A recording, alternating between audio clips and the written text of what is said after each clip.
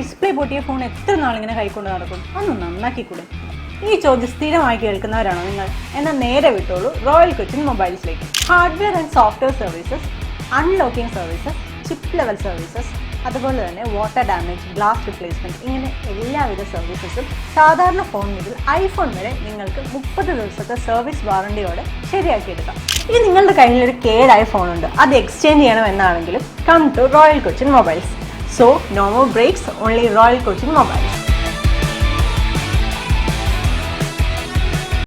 കാലടിയിൽ വഴിയടിച്ച് കെട്ടിയതിനെ തുടർന്ന് ദുരിതത്തിലായ ഹൃദ്രോഗിയെ സന്ദർശിച്ച് CPIM നേതാക്കൾ.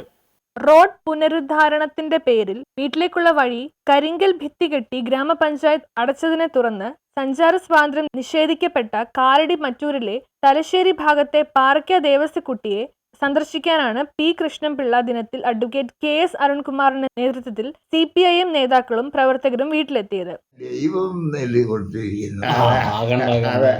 ദൈവം കൊടുത്തതല്ലേ? ഞാൻ ഇവിടെ വിളിച്ചിട്ട് പോളൂ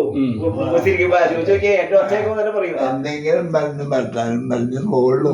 ദൈവാനുഗ്രഹം എന്ന് പറയണത്. അല്ല ഞങ്ങൾ ചായ കഴിച്ചു. ഞാനിത് മനുഷ്യണക്കൾക്കായിരുന്നല്ലോടെ.